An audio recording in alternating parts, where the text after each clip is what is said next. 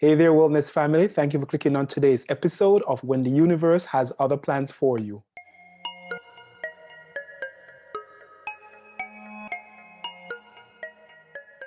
So if this is your first time coming to my channel, my name is Peter Gordon, and I'm a graduate student working towards what will be an eventual doctorate in clinical psychology.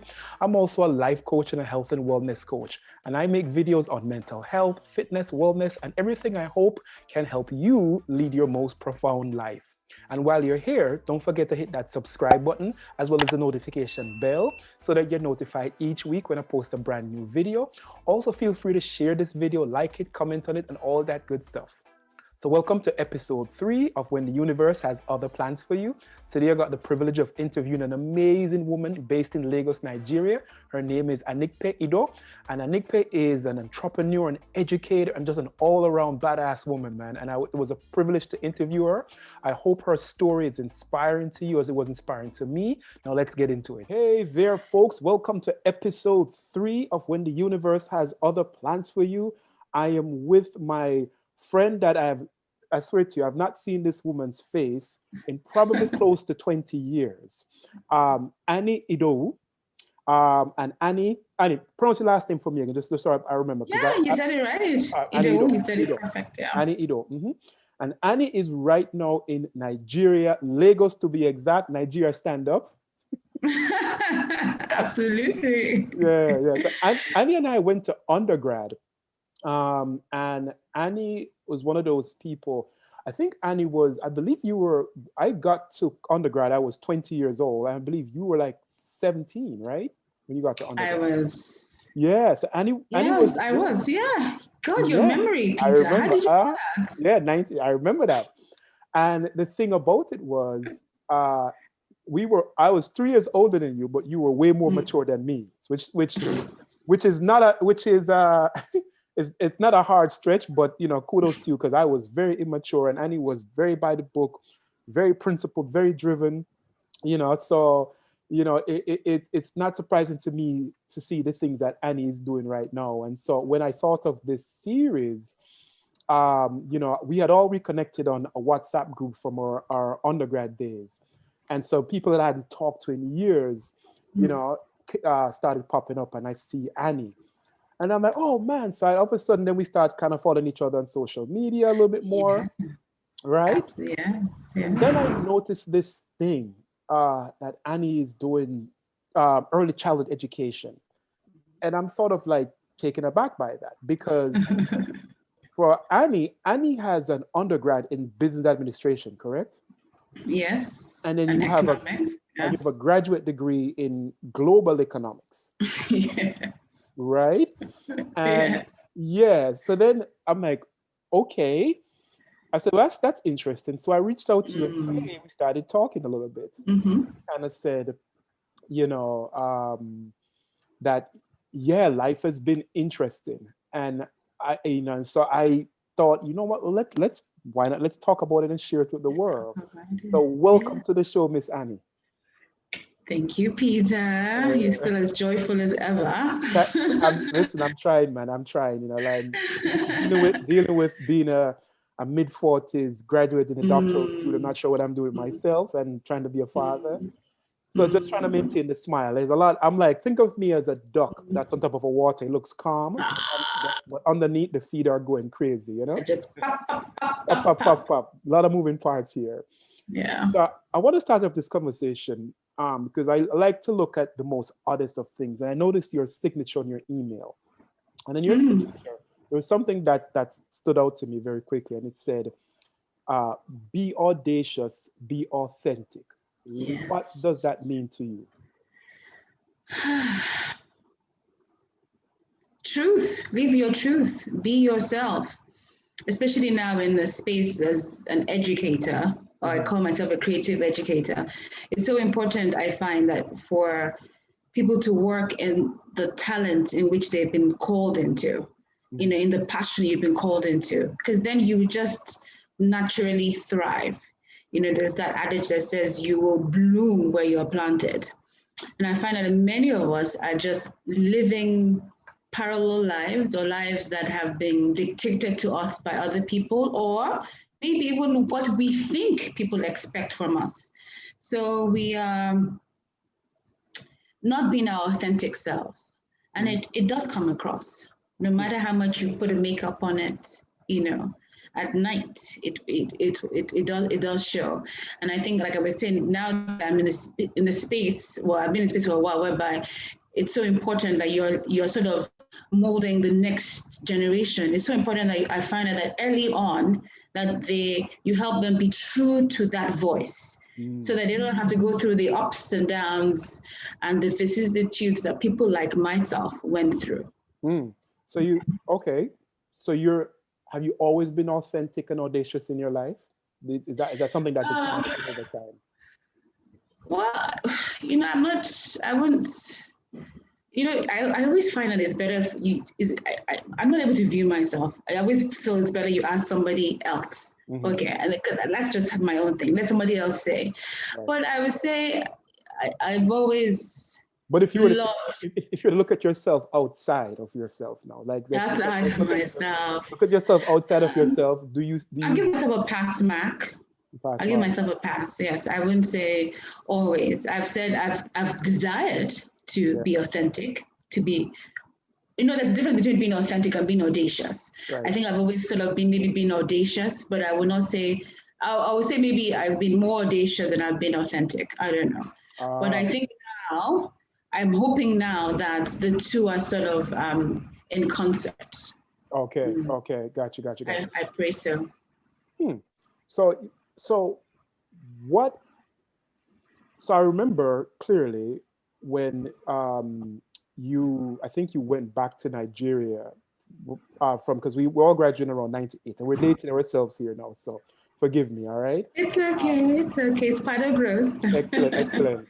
So you went back to Nigeria I think in what, 2000, 2001, something 2002, 2003. Yeah, gotcha. Yeah.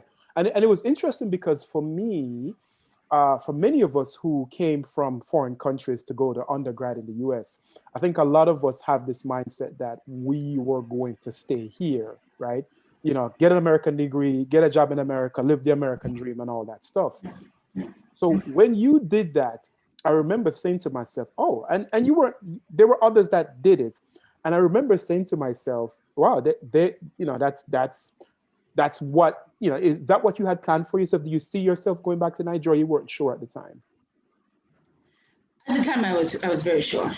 I knew it was the right thing to do. Oh, yes. How did you know that? Like, yes.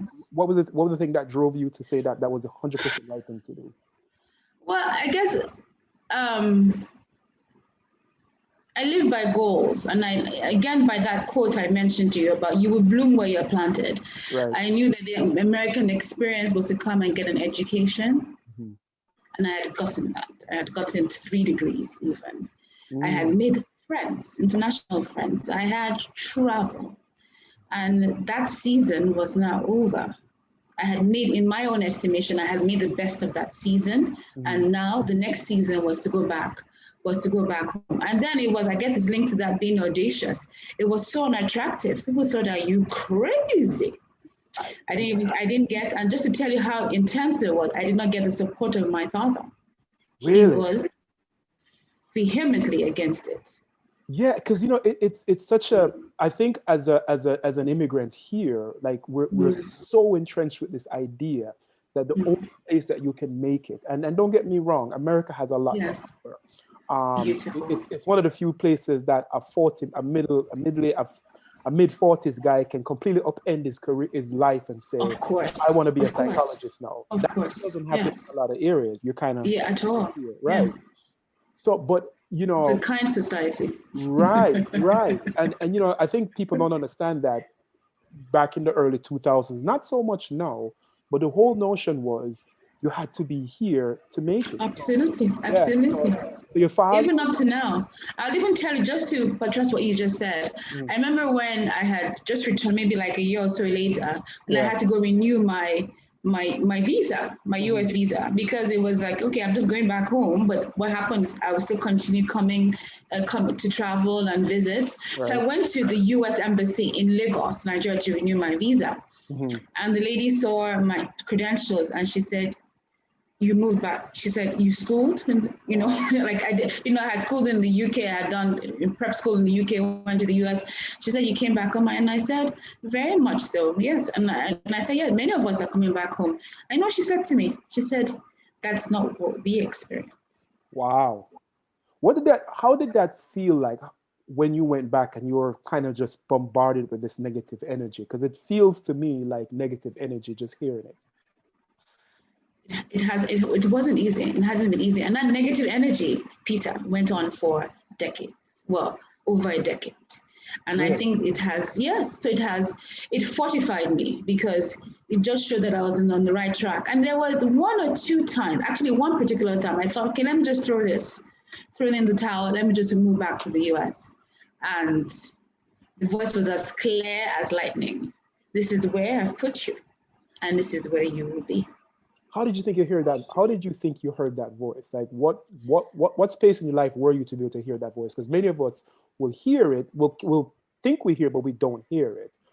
What space, what frame of mind were you in? I think it's a feeling. It's a feeling for me. You just feel a sense of calm. You just know, you know what? It might, like you said, the dock up is calm, but down is crazy. You just know.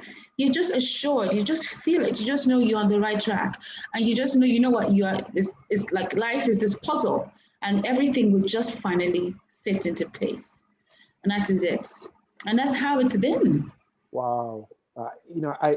I've heard those stories, and this is first I've actually heard it directly from someone, because what you see with people who have gone back is the pictures, living the life, but you don't hear about this other side where people will kind of knock at you. Lots.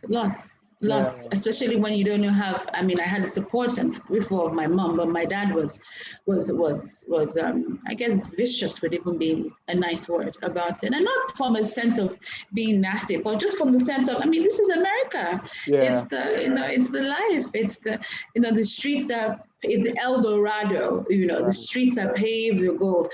Why do you want to come back to a country where there's basic things are not there? But it's so important to go where you are supposed to be. Even when things are falling apart, you just know that you're just on the right track. So tell me about this. Tell me about this time where you thought about throwing in the towel. What was going on at that time? You care to share?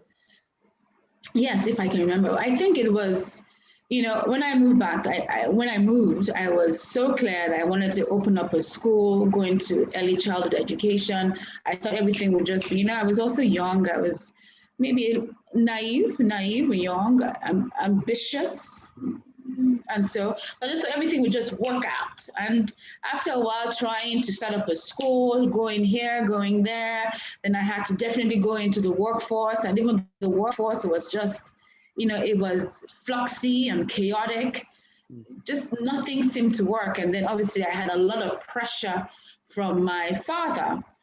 So I think all the fact that nothing was working, I'm sure at that point I was dating someone. I thought, okay, this is going to be it. This is the man I'm going to marry. And that also, was water that one poured into a basket. So I'm sure all that happened. I just thought, you know what, just go back to where life is easier, and you just, everything works. You can walk, you can go to a museum, you can go here, you can go that, but no. The universe had other plans for me. The universe had other plans. Yeah. So this business of and it's so funny when I'm talking to different people, different accents comes out of me, and I just went totally. This business of totally went Nigerian there. So this business of early child education. Now I'll be very candid with you. Yeah. I didn't see that because you weren't in education in undergrad, and you didn't study education as a graduate student, right? Yeah. Where did that come from? It came from the desire to just be authentic, to be true. It's okay after years of, you've been told since what we call secondary school, what you guys call high school, you must go and be an engineer or be a doctor, and The You Nigerian, are they, trying. they call it over here LDE. If you're a Nigerian American child, Yes. you're either going to be an LDE, lawyer, doctor, or engineer. You know us too well, Peter. Yes, yes, yes, yes. Listen, I've been around enough Nigerians. Hell, I was married to one for a period of time. So, and Ah, yeah, yeah, yeah. yes. And if You know, you, you know us yeah, very well, Peter. yeah. And I mean, So, there's a reason why the school that our Nigerians have the highest, they're, they're, they're the most educated immigrant group in America per capita. mm, There's a reason mm, for that. But anyways, I didn't mean there's to a cut reason. you. Yeah. So tell me a little bit more about this. Like, how did that happen? Sorry, So that was me just trying to find my voice. So I did, like you mentioned earlier, I did business administration. I had interest in that. That was just to please my father. You know, wow. and that was my fastest way of saying, okay, let me try and please this man. I had Checking no a interest box. in, yes, exactly. I had no interest in economics, Hmm. but I just, okay, what is the closest thing I can study, you know, to make this man happy, to please this man. I had no clue. You see, I had no clue. you And see that? You I mean, see that? I remember you were so gung ho in undergrad about being in business. And that's what I remember Really? vividly. Right. Interesting. Yeah, vividly.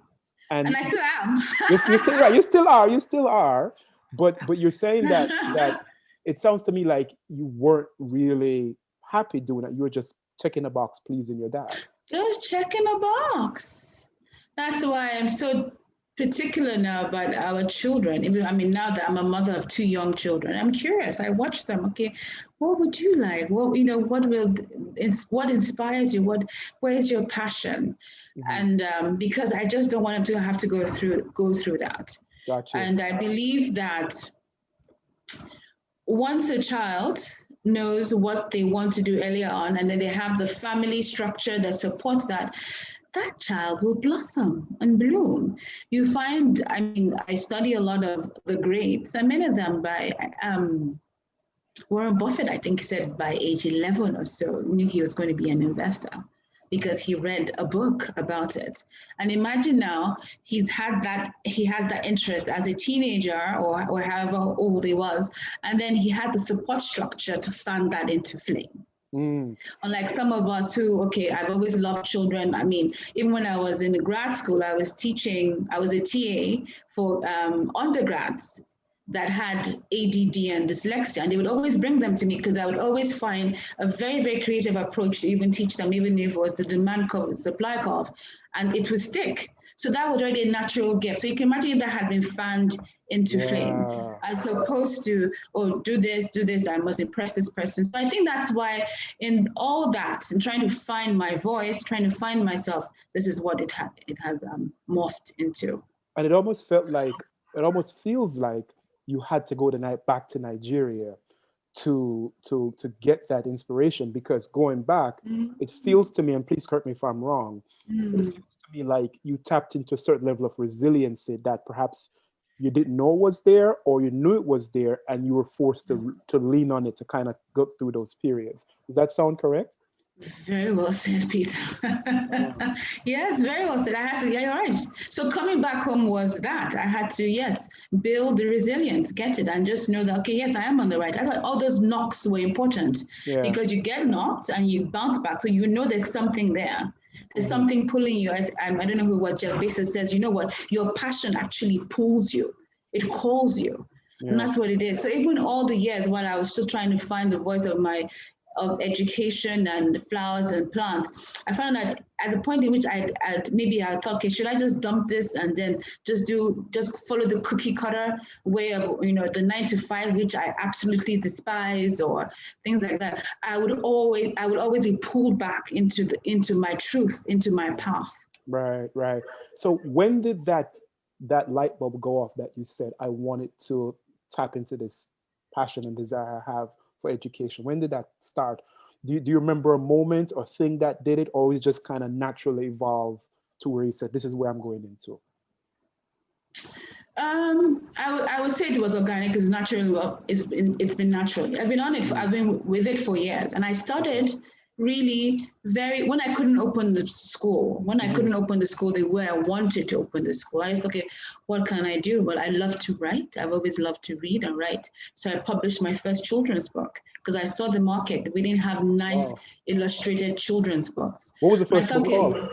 Singing Carmelina. Singing Carmelina. Okay. Yes. Where's Carmelina? What is Carmelina about? What is it? Well, Carmelina is a brand. It's a brand. Yes, okay. It's actually a brand. It's a brand. So we have a lot of merchandising around Carmelina. Okay. So we have books, we have bags, we have dolls now. Yeah. She's this Nigerian young girl, beautiful young girl, sparkly child who loves to sing. You know, so I guess I say she's our own Disney character. She sounds like you. You think so? Yeah. I mean, is Carmelina an alter ego? Or the child, or the I guess the child. Yeah, please go ahead. The child that you perhaps wish you were the childhood you wanted, was that in terms of being able to explore all the things that kind of interest you? Possibly, or maybe the child I want every Nigerian child to be. Wonderfully said. That's what it is. Yes, that's what I want. You know. Yeah. So you wrote this book, and then what happens after that? You know, because this is really fascinating. Then people, I was in workforce. I wrote this book, and then it just opened up so many things. Because when I would go, because I actually self-published, and I met different people, and then I found out that I now became a sort of a meeting point of people's stories and people's hidden dreams. Yeah. So people will say, oh, you know, I actually want to be a fashion designer. So I found out that my story was typical of many people. Yeah. I want to be a fashion designer, but I had to do this because maybe I got married, or I had kids, or I wanted to travel here, but I had to jettison that. So I found out that happened. I got a lot of those stories. And it just reinforced my need to keep at it, no matter how little. And then I also started reading to children. That's actually the premise of Carmelina, because I found out that it was just lacking. Well, I mean, I grew up reading books, and we had a library of books at home. And then many of these kids didn't even know who Chinua Achebe was. Can you imagine not knowing who that icon of one of the greatest Nigerian authors? Yes, absolutely. Yeah. So what I did was that I went into what I called you call them social economically underserved areas. So I would get kids from those areas and would read to them, would read books by African authors, from the Wale Showing class to Chinua to Buche Mecheta, and that is how this our reading clubs started. And it has continued to this day. So this where we are now started from you having a desire, because things weren't panning out the way you wanted to. You decided to channel that energy into writing the first edition, the first in the line of Carmelina books. Yes. And you then self-published. Yes. Right? Now, you see, pardon my ignorance, right? How did you self-publish from Nigeria? Do they have publishing companies like that allow you to self-publish there, or you did it overseas and had stuff shipped to you? No, I did everything here. Okay. I printed here, I got the illustrator here. Nice. Everything published here. Went from bookstore to bookstore, from school to school. Wow. You know, did it very organically. You were selling like CDs out of the trunk of your car, like some of these rap art musicians, eh? You got that right. So we just had to move. They said, you know what?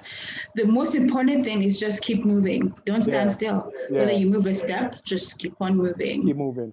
What did that feel like during that period of time when you were just going, you started writing this book and you're building this momentum, like that's really, really organic, you know? And you're going to all these events, you're going to bookstores, you're doing readings. What did that feel like for you? From a I guess I would say what did that feel like for you in general, to your soul, doing that? Authentic. It felt, I knew I was on the right track, and it showed me the possibility. It made me even dream bigger. it made me realize that it was actually part of the Lord's plan that I didn't set up the school. So I was like, I'm not the traditional teacher.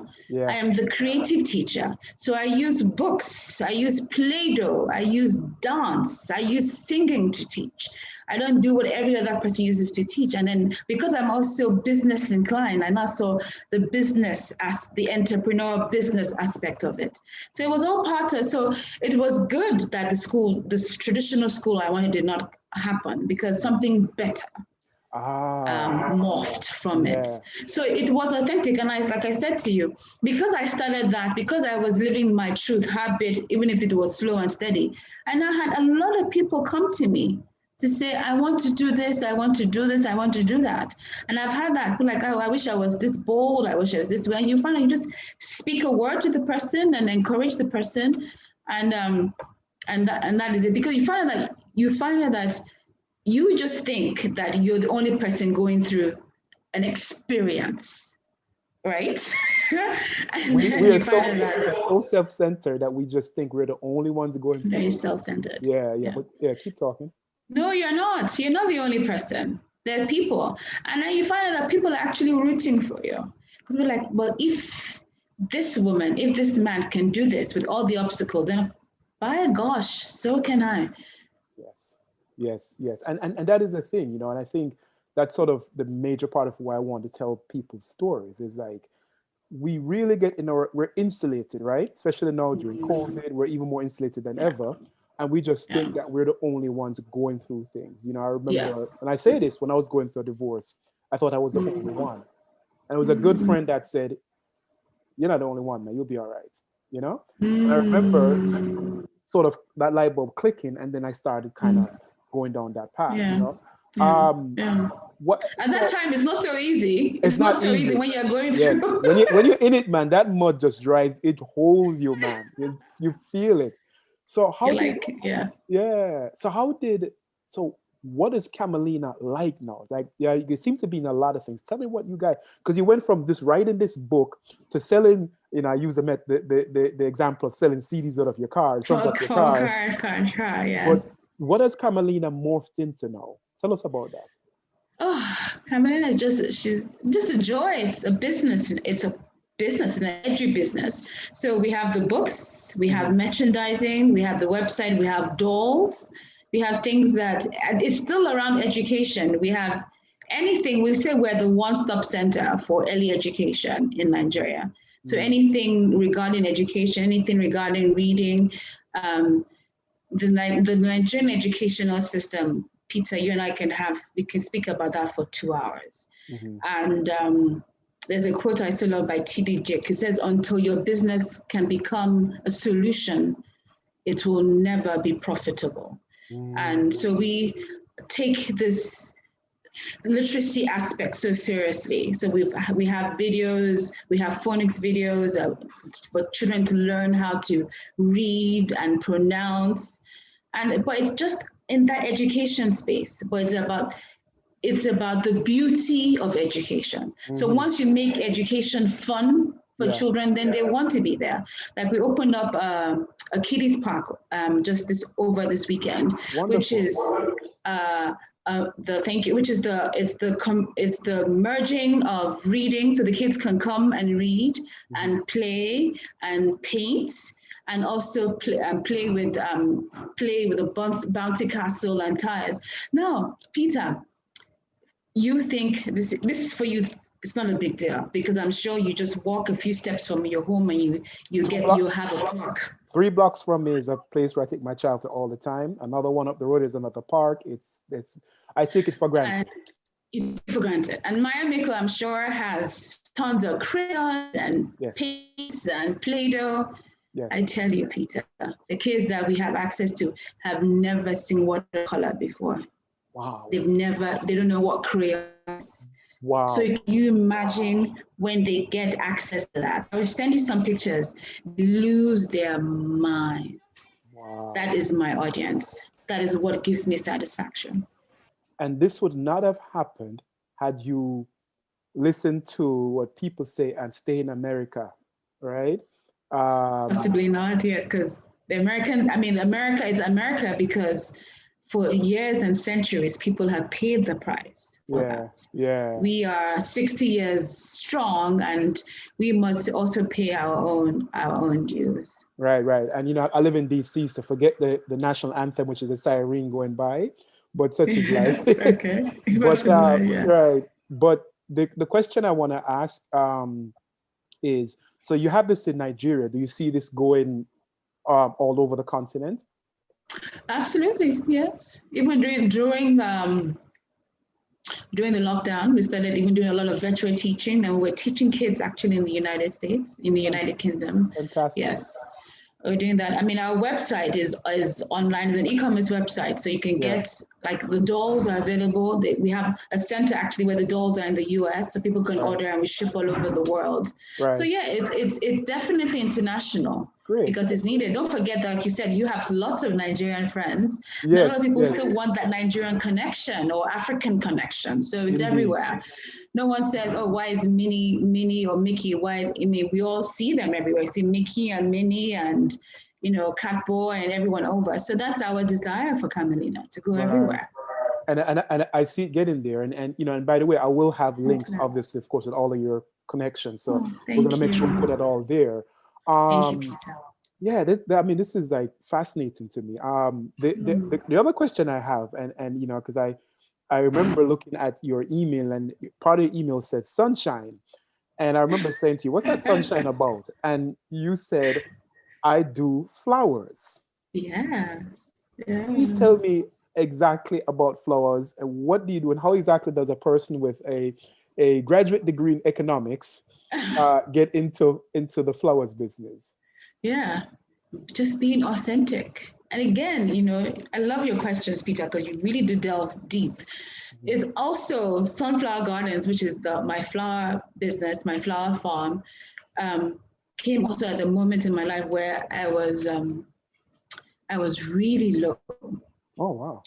I was very low. I was what exactly? I think I was working in a company. I was a HR or something in a company, and I was miserable there or so. So I decided to. I had someone I was very close to, a teacher, like a Christian Science teacher. One of my a mother. She's actually become a mother to me. Mm-hmm. So I went to visit her in another part of Nigeria. She had a beautiful garden. Mm-hmm. And I was there for the weekend. I just started tending the garden. I was like, you know what, I'm going to go back home and create my own garden. I was still living with my parents then. And interestingly, that had always been there. Even friends would attest to that, because my parents' home is a huge garden. My father loved plants. My mother loved flowers. But, you know, over the years, you just sort of, because of all the beatings, if that's a word to use, and the just being the mental exhaustion, you just don't see good anywhere, and you're just like, you know what, let me just again follow what society says I should do. But I came back from that weekend recharged, and I just started this garden, and I just started reading up on everything I could on gardening and landscaping, and met people. Then within a week or two, I went to visit my aunt and uncle who just moved into a new home, and they had, you know, obviously they hadn't landscaped the place. So I said to them, I said, let me come and do this for you. They said, hey, you can? I'm like, of course. So I did more research. So I got a team of people, brought the soil in, brought plants in, brought the grass. As I was doing that the following Saturday, don't forget I still had a 9 to 5. Mm-hmm. As I was doing that the following Saturday, another aunt of mine called, and she said, where are you? I said, oh, I'm doing him. She said, my own house, come. Wow. That thing moved for me, Peter, like wildfire. Moved. Wow. And I just kept on going from there, and then it's such a joy. Sometimes I wonder, like, so when I see plants now, when I see flowers, I have a farm now with flowers. You can without me physically dancing, you can almost see me dance. Mm-hmm. That is what I mean, Peter. That's why it's so important for me with all these children, for us to help guide them from such an early age. Yeah. And that, because if you look, when I recollect, when I go back as a young child, you could always see that I'd always had an affinity for those kind of things, for flowers and for plants and for trees and for children. You know, it's interesting that you say this, because I remember doing a video, you know, my little YouTube land here, called 4 Signs That You're Walking in Your Purpose. And one of the signs I mentioned, it may sound cliche, but what I say is when you're walking in your purpose, it gives you joy, right? And Absolutely. and when you're and but not so much as joy, to go even deeper, it sort of revitalizes you, right? It does. Right. It And does. yeah, and you know, and it's sort of what I'm hearing you say is you had this moment where you were down, you were just really low, and going to this retreat Very. with this surrogate mother of yours, if you will. Yes. Yes. What happened was, you was in this we're in this garden, and somehow it Yes. inspired you to come back. And I mean, to Yes. me, I don't think those things happen for by happenstance. I At think all. I think those things are the universe, God, Yes. divinely ordained, Yes. whatever it is. These are things that, Yes. and yeah, there we go again with DC's national anthem. That is just But like you know, I don't hear it. you I don't hear don't it. hear it Perfect, actually. perfect, good, Yeah. good, good, Yeah. perfect, perfect. So the you know, I joke and I tell people, look, I'm starting somewhere. I have little earbud headphones. Eventually, I'll have a podcast microphone that will change over time. That is But it. Now you yeah, got to speak what you want. speak what you want, exactly. You got to speak it. But what I hear is something was provided to you in the time that you needed it, Yeah. and it seems to me like that when the time when it was provided to you, you heard the voice. Mm. You know, Yes. that the universe showing you the signs of what you needed to do. And then another thing I say to people is, when you're walking in your purpose, even when Mm. you're at your lowest or things seem Mm. complicated, Mm. for some reason the right things will fall in front of you, the right people, Mm. the right thing will occur, Yes. even Yes. throughout the Yes. chaos, the right thing. And it Yes. just feels like you Yes. connected with this Yeah. aunt, you connected with this person. Yes. Then it just started Yes. this tidal wave. Yes. Yes. That's so So, and you know, fascinating. I think it was in a Paulo Coelho said that when you want something, the universe conspires Conspires. Right.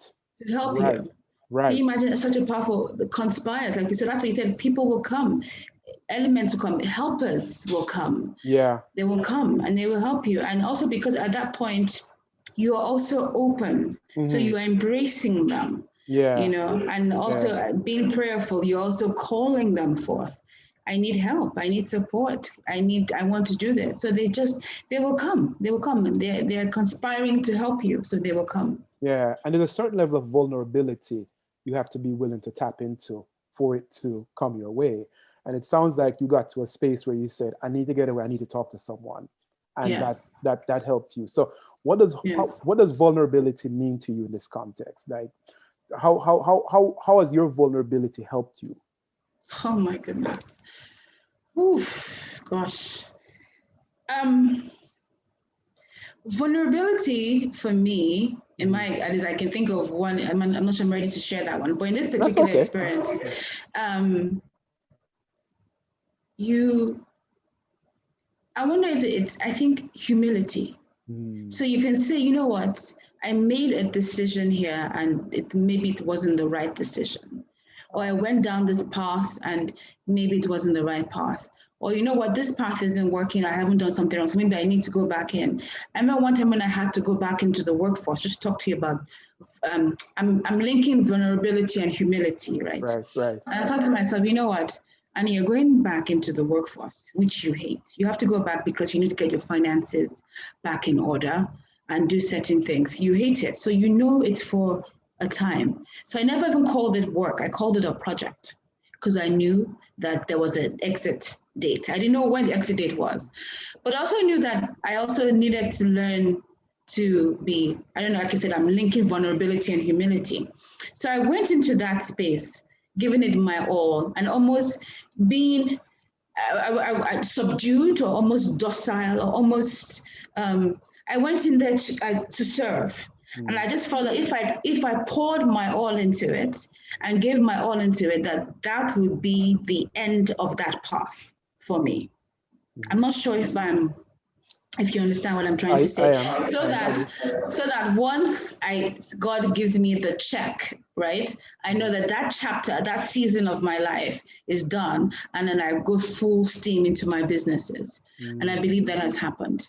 So vulnerability is so important because you can now say, you know what, I'm here because I need to be here. I'm here because maybe my finances got skewed along the way. I'm here because maybe the last job I was at, I didn't really give it my all. I'm here because I didn't give 2,000% to my businesses. I'm here because whatever I'm here for. But since I'm here now, let me understand why I'm here. Let me learn. Let me go through the process. Let me go through learn all that I need to learn, so that once I leave the season, I'm done. Right. This mindset almost feels existential in nature. It's an existential way of looking at life, and it's almost and to me, what I'm hearing is someone that perhaps had it or developed it over time, a keen sense of self-awareness, right? But self-awareness in the sense that you can compassionately critique yourself and say, look, you know, I didn't do this the right way. Now, instead of destroying myself, I'm going to take it and learn from it and go down another path, you know, and use it. So that's fascinating, man. So tell me a little bit, like how, I'm going to shift gears just a little bit here. Please. Just a little bit. I'm enjoying it, please. How has motherhood changed your perspective? I mean, you talked earlier about watching your kids explore and giving them what you never got. How has motherhood changed you? Serious. I thought I was serious, but motherhood makes you serious, because those kids were not here, and they are here now, and they must eat, and they must be loved, and they must be nurtured, and they must be cared for. And motherhood just made me it's made me more serious, more committed, not just to both of them, but even to, like I said, I thought I was more committed to the Carmelina children, or the children of the world. Because you see the difference when a child is loved. It's not about the money. You see the difference when a child is cared for. You see how the child approaches life, as opposed to children who are just left to fend for themselves. So that's what motherhood has done. Oh, wow. It has, I hope it has made me more compassionate. I hope it has made me more forgiving. I believe it has. And also, like, you know, my son Joshua is 4, and my baby girl is just 17 months. And these are like tiny little kids. Yeah, these are they're babies, tiny, but yes. Enough said. Powerful, man. I have my child, and when I have her, I love that little creature to death. But when it's school day, please take her. This child has brought me to my knees, man. You know, so I totally understand. They're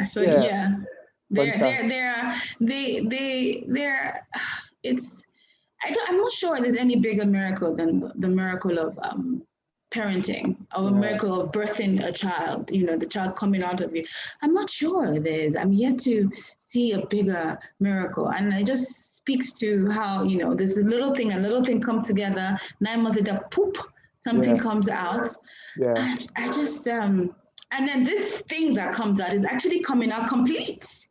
You know, coming out complete. And we that have been given the privilege to be their guardians and their guardians have to just help nurture those beautiful creatures to attain their fullest potential. I take that very seriously. Right. And that's fantastic. And so the person who went back went the road less traveled, because the road less traveled, because the reality is, I took the road less traveled. You had to go through that journey, you know. Yes, you had to go through that journey, because then now the next generation, your offsprings get to pick up on the things that you never got, which was the ability to explore this world in its most colorful form. Very well said. Explore this world in most colorful form. Very well said. Very true. Very well said. So Annie, you know, I'm gonna sort of wrap this down, and what I want to do is I ask this question in 3 forms, And, Okay. I think it makes me sound intellectual. That's why I ask it. So, Look at you, yeah, yeah. PhD holder. Yes. Full disclosure. So, I'm going to ask it in this way. And it's nothing over the top. It's just looking at life at different stage. But what you know now, right? I'm going to ask you this question in 3 stages of your life. The answers may be Okay. the same, totally Okay. fine, right? Okay. Okay. Um, with what you know now, with the mindset that you have now, what would you tell yourself what would you have told yourself if you could at age 20? Follow your dreams. Be authentic to you. Got you. Now, from a psychological standpoint, you've now moved to 30 years old. There's a 10-year difference. We evolve as humans. We know that humans go through what we call stages of development. Now you're 30. We think we know it all at 30. Right? We assume we do. We assume we have it all figured out, right? Yes. What would you tell your 30-year-old self? I think the same thing, Peter. Yeah. Yes. Gotcha. I believe the same thing. I believe the same thing, Peter. Be audacious, be authentic. To you, yeah. Yes. Yeah. I believe the same thing. With that being said, the last part of that question, what are you telling yourself, now that you have this information, what are you telling yourself at this very moment? What do you tell yourself every day you wake up or every time before you go to bed? I did follow this fully. Follow the gifts, the talent that is bestowed on you. Follow it. Mm-hmm. Follow it. That's it. Well, push it through. Indeed. I feel like I have a second, a third chance. So people say, oh, I'm ambitious, but I don't feel so. I just feel that, one has sort of lost certain opportunities in the past. And when it has a second lease, like you reinventing yourself now as a psychiatrist, psychologist. And I'm sure even for you now, I'm sure you are applying, if you look at your podcast and look at your YouTube, I'm sure you're applying much more now than you would have if you were in your 30s or your 20s. That's such a good point. And I tell people this and I'm very candid about this. I don't lie about it. I would never be doing the things I'm doing now if I was 30 years old, if I was 35, if I was 40. I'd never. And I would never be doing the things I'm doing now, quite frankly, if I was still married. Not that my ex-wife would not have been thrilled with me if I was doing the things I'm doing now. What I'm saying is I didn't have the mindset to tap into this side of me, right? And perhaps I could readily tell any other individual, perhaps I would have been using my marriage still as a crutch to not tap into that, right? So when I became separated, it allowed me the time to look back and allowed me the time to really sort of,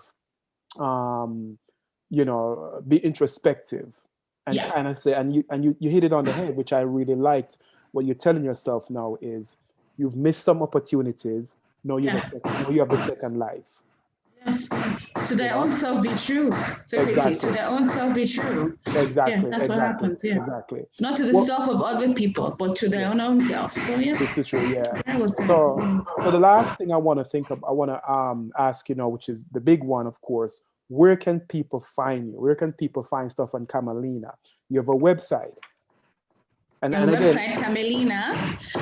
It has 2 A's, so Carmelina ends with 2 A's. Gotcha. Then we're also on YouTube at Carmelina_learning. Gotcha. Facebook, Carmelina_learning. We're also on Instagram, Carmelina_learning, and also Sunflower Gardens _NG is also on Instagram. Yeah. On Instagram. Okay, perfect. So what I'm going to do, obviously, I'm going to put links in the description below. Thank you, but I just wanted you to say this, and Annie, this has been a privilege. My privilege. It's been a privilege, and I see nothing but good coming for Carmelina and for Sunflower Gardens.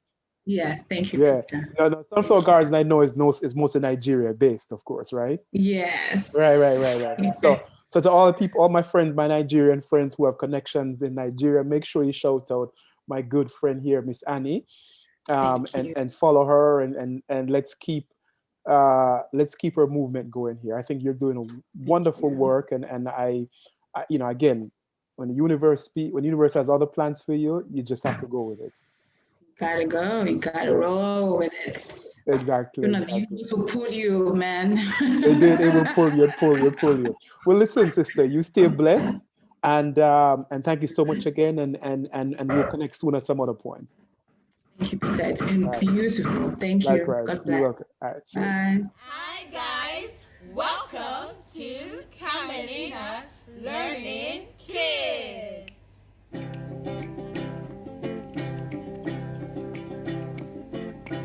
Every letter